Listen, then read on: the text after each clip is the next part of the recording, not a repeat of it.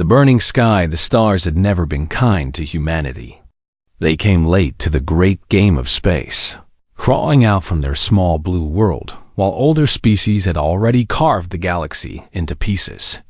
By the year 2847, humans had managed to build a few dozen colonies scattered across distant stars. They had no great fleet. They had no seat at the Galactic Assembly, where the powerful species made decisions that shaped the lives of billions. They were small. They were weak. And nobody cared about them. Station Kepler floated in the darkness near a red dwarf star, spinning slowly like a metal flower. 3,000 humans lived inside its curved walls. Miners, engineers, teachers, doctors, children. They had come to dig rare metals from the asteroids nearby. They wanted nothing to do with the wars of greater powers. They only wanted to work, to live, to raise their families in peace. But peace was not something the galaxy offered freely. The Valen Dominion had been fighting the Harath Collective for 11 years. It was a war of giants, fought across 1,000 star systems. The Velen were winning. They were cold, patient, and utterly without mercy. The Harath were brave but tired, their fleets growing smaller with each passing month. And caught between these two great powers, the human station meant nothing at all. Commander Una stood on the bridge of the Harath cruiser, Gentle Dawn, and watched the tactical display with tired eyes. She was 43 years old. She had been fighting since she was 20. The war had taken her home, her family, and most of her friends.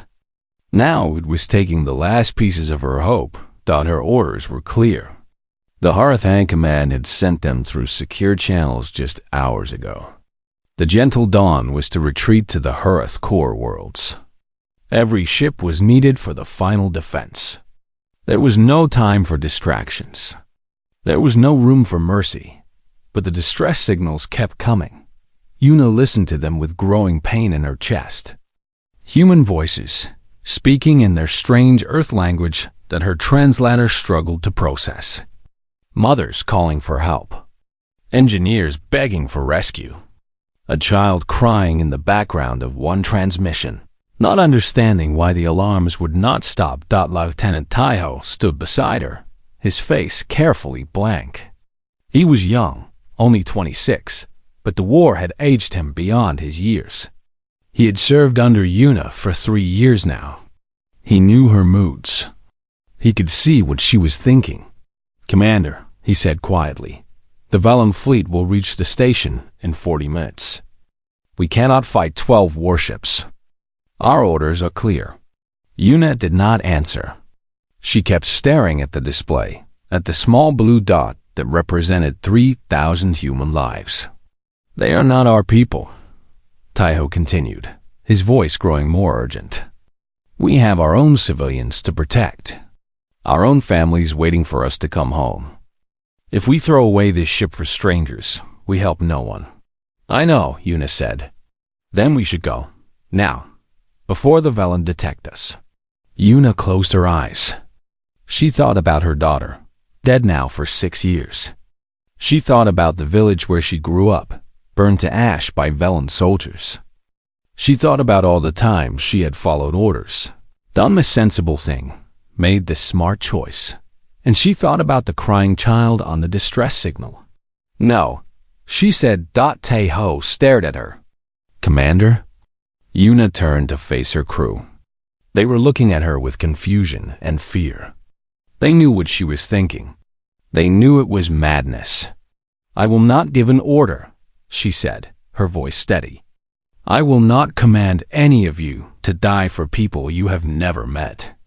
But I am going to take this ship between the Velen and that station. I am going to buy those humans time to escape. Anyone who wishes to leave may take the escape pods now. I will not think less of you." Nobody moved. Taiho swallowed hard. His hands were shaking, but he stepped closer to his commander. "If you stay, I stay." One by one, the bridge crew spoke. The weapons officer, the navigator, the communications specialist. All of them, choosing to stay, choosing to die for strangers. Yuna felt tears forming in her eyes, but she blinked them away. There was no time for tears. There was only time for action. "Take us in," she ordered. "All power to forward shields. Charge the main guns. And open a channel to the Velen fleet." The Gentle Dawn moved forward, a single small cruiser sailing toward 12 massive warships. On the tactical display, it looked like a bird flying into a storm. The Velen commander responded to the open channel with amusement in his cold voice. "Arth vessel, you are outnumbered and outgunned. State your purpose or be destroyed." Yuna stood tall. "I am Commander Yuna of the Hurth cruiser Gentle Dawn. The human station behind me is under our protection. You will not touch them." There was a long pause. Then the Velen commander laughed. It was an ugly sound, like metal scraping against stone. "Protection? You cannot even protect yourselves. Your entire species is dying. What makes you think you can threaten us?" "I am not threatening you," Yuna said calmly. "I am informing you. These humans are innocent. They have no part in our war. Leave them alone. They are in our way. That is enough. Then you will have to go through me." The Velen commander stopped laughing. His voice grew cold. "You have 1 minute to withdraw. After that, we will destroy you and then destroy the station. Your sacrifice will mean nothing." Yuna cut the channel. On the human station, alarms were screaming. The evacuation had begun the moment the Velen fleet appeared on sensors, but there was not enough time. There was never enough time. Families grabbed whatever they could carry. Children were pushed into escape pods. Old people who could not move fast enough told their loved ones to go without them. A young doctor named Jisoo was helping load wounded miners into a transport shuttle when she looked up at the viewport. She saw the Hurth cruiser positioning itself between the station and the approaching fleet. She did not know who was on that ship. She did not know why they were helping, but she understood what they were doing. "They are buying us time," she whispered dot around her. People were crying, running, praying. But Jisoo stood still for just a moment, watching the small cruiser that had chosen to stand against impossible odds for people it did not know. On the bridge of the Gentle Dawn, Yuna watched the Velen fleet open fire. The first shots slammed into her shields like hammer blows. The ship shook. Warning lights flashed across every console. "Return fire," she ordered. "All weapons. Make them feel us." The Gentle Dawn was not powerful, but it was fast. Yuna had spent 20 years learning how to fight with less. She danced her ship through the Velen formation, drawing their fire, forcing them to chase her instead of attacking the station. Every second she survived was another second for the humans to escape. Taiho worked the weapons console with desperate speed, pouring fire into the Velen ships. He knew they could not win. He knew they would die here. But he also knew that some things mattered more than survival. "Commander," he said, his voice cracking, "it has been an honor." Yuna reached out and touched his shoulder. "The honor is mine, my friend."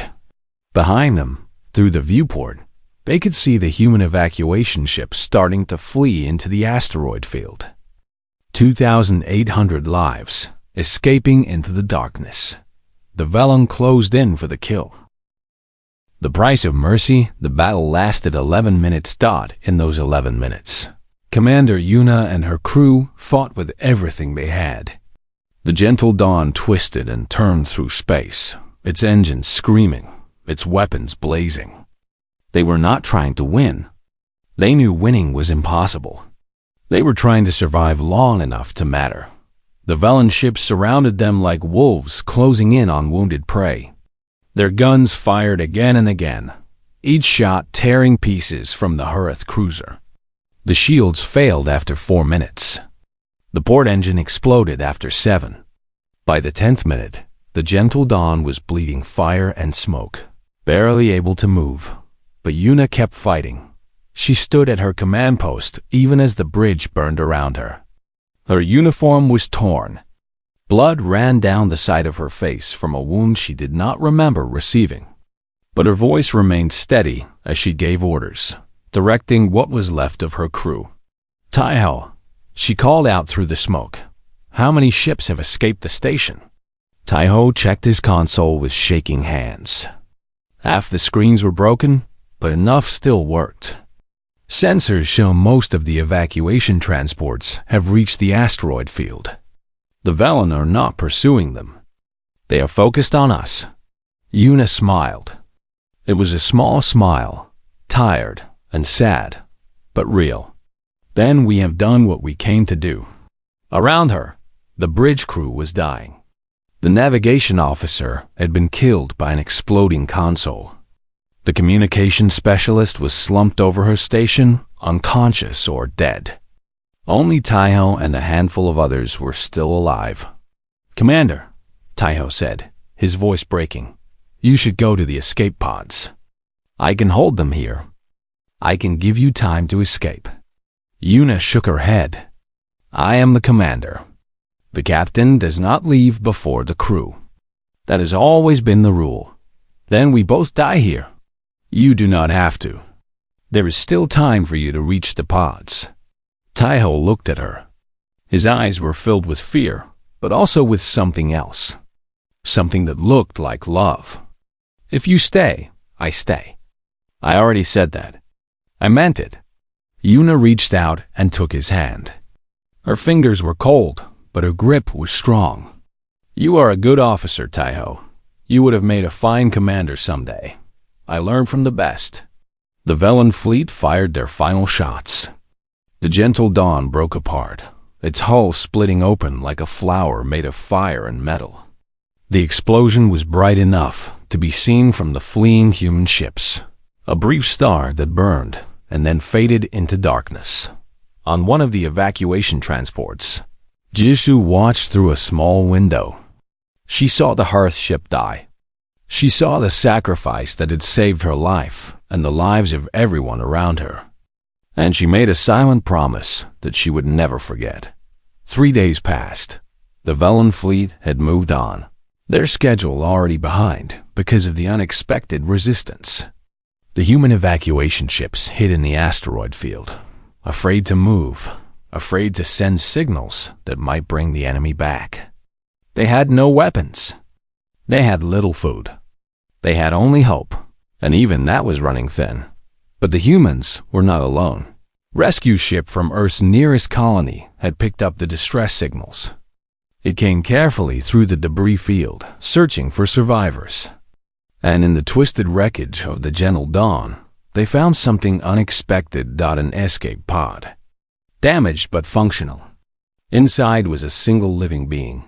Lieutenant Taiho floated in the darkness of the pod, barely breathing. The explosion had thrown him clear of the bridge. He did not remember how he had reached the pod. Perhaps someone had pushed him inside at the last moment. Perhaps Yuna herself had saved him, even as she died. All he knew was that he had survived, and his commander had not. The human rescue team brought him aboard their ship. They did not know what species he was. They had never seen a Hearth before.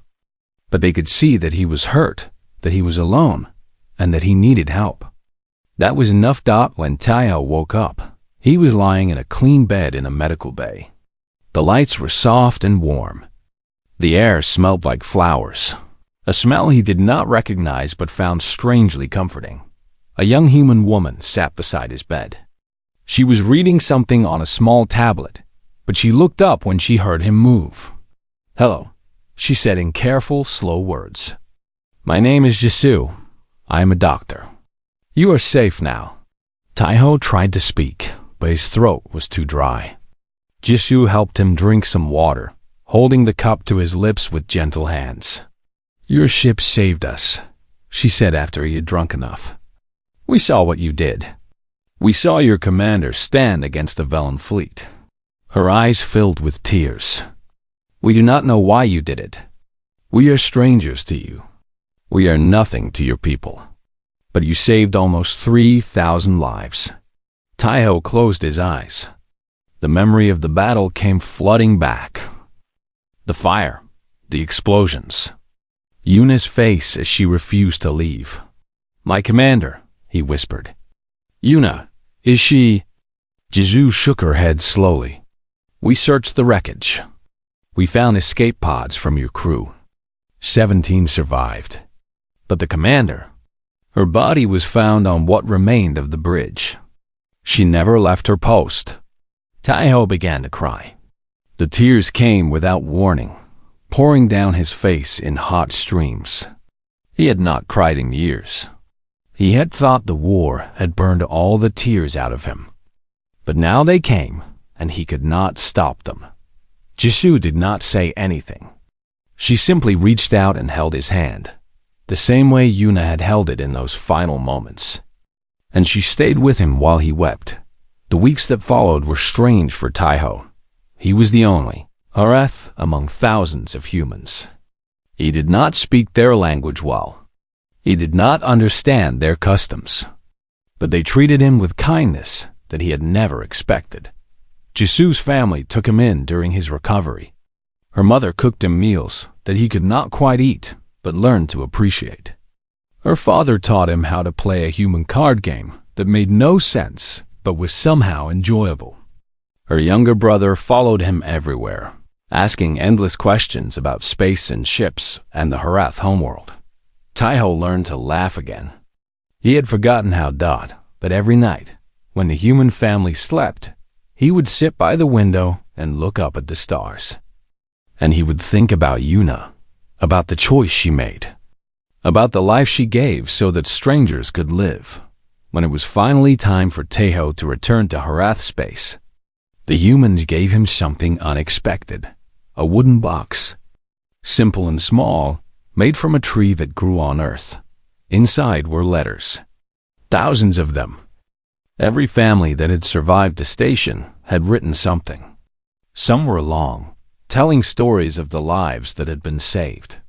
Some were short, just a few words of thanks. Some were drawn by children, pictures of ships and stars and smiling faces. All of them were addressed to Commander Yuna and the crew of the Gentle Dawn, the eldest survivor.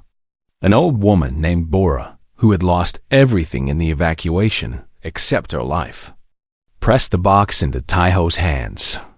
"Take these home," she said, her voice shaking. "Tell your people what your commander did. Tell them that we will never forget. Tell them that as long as humanity exists, we will remember the Gentle Dawn." Taiho held the box against his chest. It was light, just paper and wood, but it felt like the heaviest thing he had ever carried. "I will tell them," he promised. "I will make sure they know." Jisoo walked into his shuttle. At the door, she stopped and looked at him with eyes full of something he could not quite name. "Will we ever see you again?" She asked. Taiho did not know how to answer. The war was still burning. The Harath were still dying. The future was dark and uncertain, but he remembered something Yuna had once told him long ago. When he was just a young officer learning the ways of war, some things matter more than certainty. "I do not know," he said honestly, "but I hope so." He stepped onto the shuttle. The door closed behind him. And as the ship lifted off and carried him back toward Harath space, Taiho looked down at the wooden box in his hands. Inside were the voices of 3,000 people who had been saved by a stranger's mercy. He would carry those voices home. He would make sure they were heard, and he would spend the rest of his life trying to be worthy of the sacrifice that had given him a second chance. The legend that never died, the liberation was only the beginning. In the months that followed, humanity poured resources into the Harath homeworld. Ships arrived every day, bringing food and medicine and building materials. Human engineers helped rebuild cities that had crumbled under Velan neglect. Human doctors treated diseases that the occupation had left untended for generations.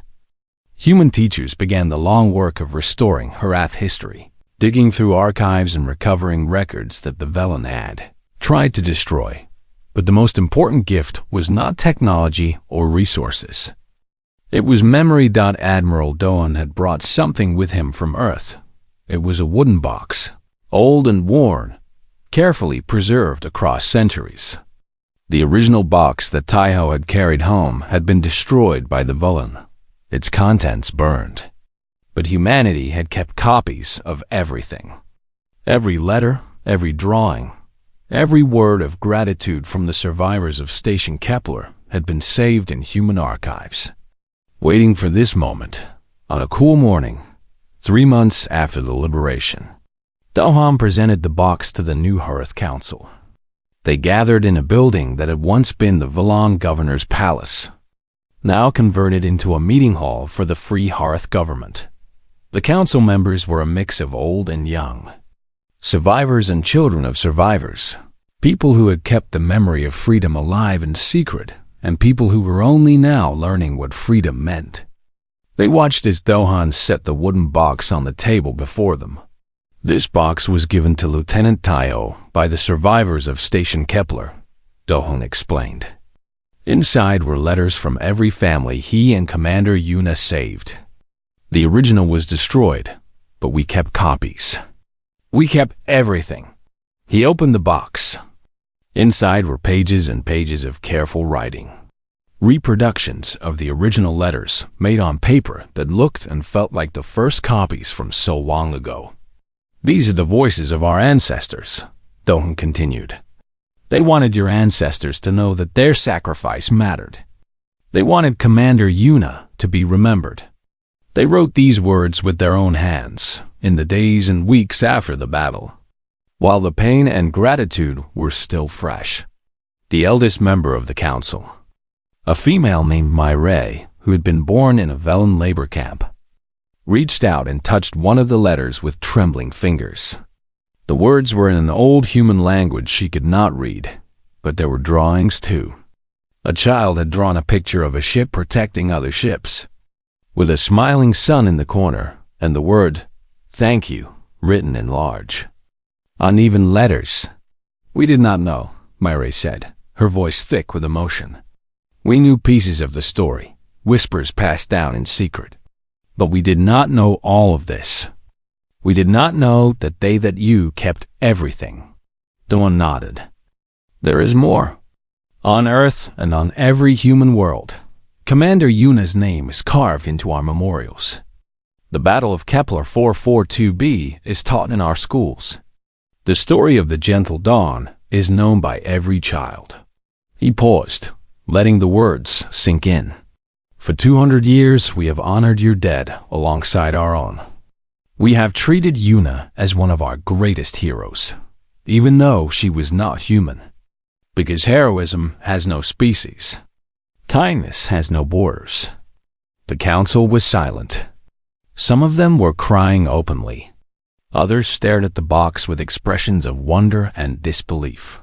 A young council member named Junsu, barely 30 years old, spoke up. His voice was steady, but there was fire in his eyes. Why did you wait so long?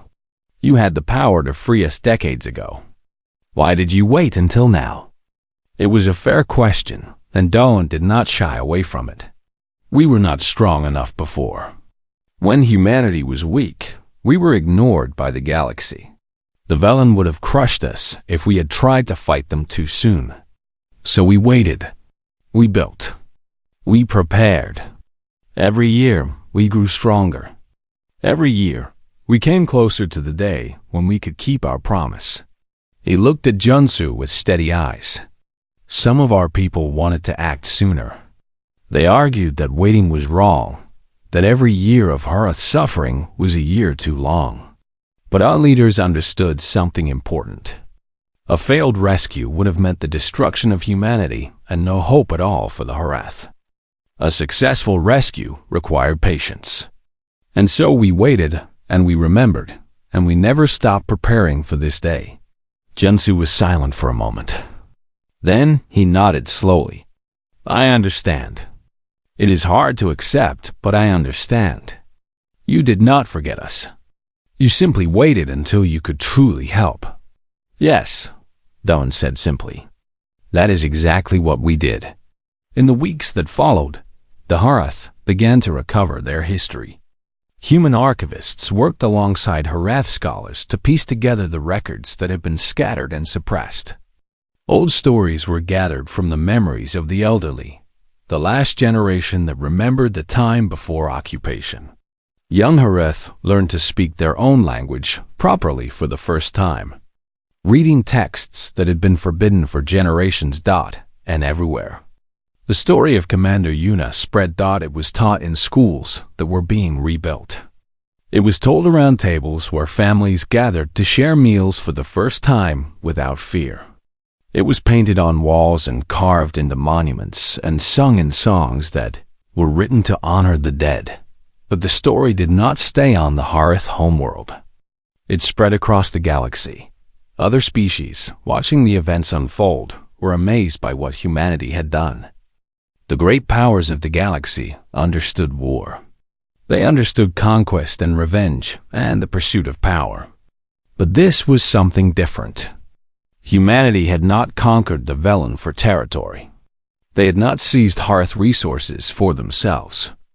They had simply freed a people and asked for nothing in return. Why? The galaxy wondered. What kind of species does such a thing? The answer spread from world to world, from species to species. It was a simple answer, but it changed how the galaxy thought about the small blue world called Earth, and the strange creatures who lived there. Humans remember.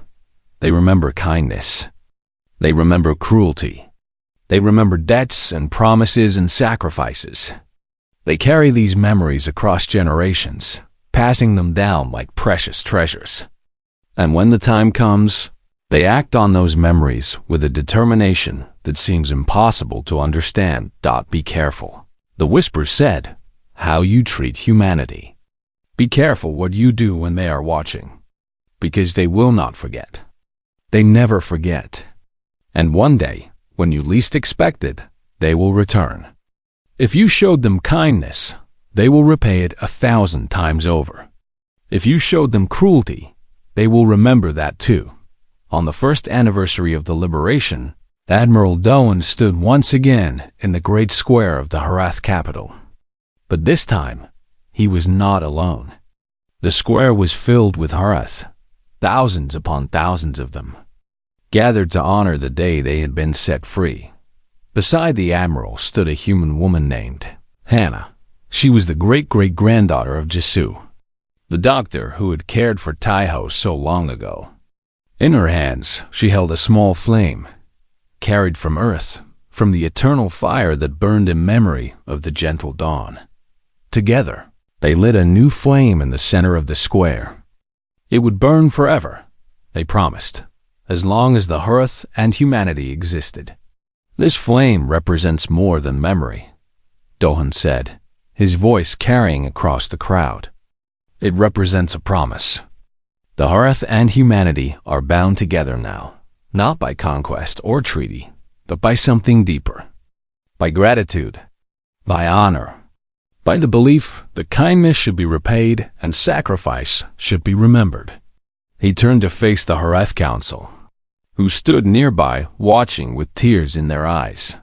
Your ancestors showed us mercy once when we were nothing. They earned a legend that never died. And now that legend has become something more.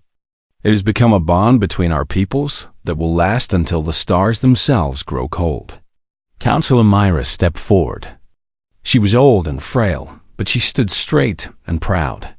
On behalf of the Harath, she said, I offer our eternal gratitude.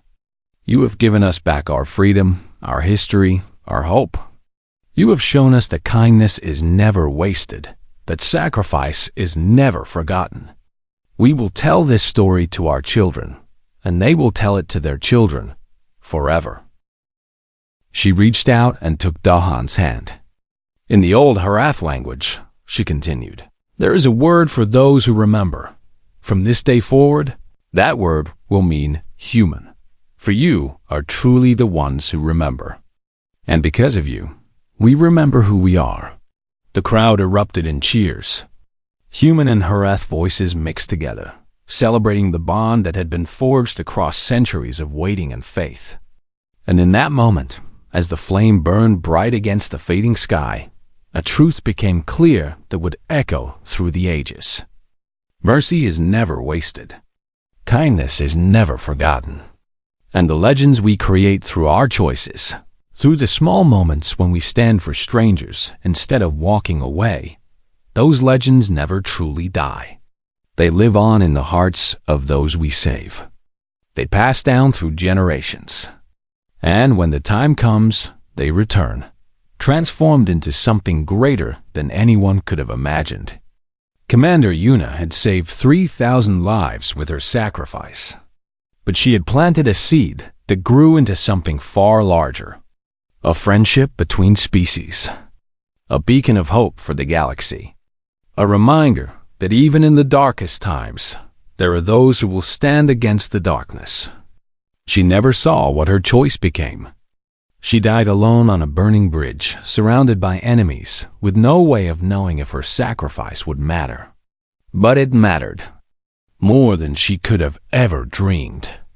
And somewhere, beyond the reach of time and space, perhaps she knew. Perhaps she smiled, knowing that her mercy had created a legend that would never die. That is the power of kindness. That is what it means to remember. That is the legacy of the gentle dawn. She reached out and took Dohan's hand. In the old Harath language, she continued, there is a word for those who remember. From this day forward, that word will mean human. For you are truly the ones who remember. And because of you, we remember who we are. The crowd erupted in cheers. Human and Harath voices mixed together, celebrating the bond that had been forged across centuries of waiting and faith. And in that moment, as the flame burned bright against the fading sky, a truth became clear that would echo through the ages. Mercy is never wasted. Kindness is never forgotten. And the legends we create through our choices, through the small moments when we stand for strangers instead of walking away, those legends never truly die. They live on in the hearts of those we save. They pass down through generations. And when the time comes, they return, transformed into something greater than anyone could have imagined. Commander Yuna had saved 3,000 lives with her sacrifice. But she had planted a seed that grew into something far larger. A friendship between species. A beacon of hope for the galaxy. A reminder that even in the darkest times, there are those who will stand against the darkness. She never saw what her choice became. She died alone on a burning bridge, surrounded by enemies, with no way of knowing if her sacrifice would matter. But it mattered, more than she could have ever dreamed. And somewhere, beyond the reach of time and space, perhaps she knew. Perhaps she smiled, knowing that her mercy had created a legend that would never die. That is the power of kindness. That is what it means to remember. That is the legacy of the gentle dawn.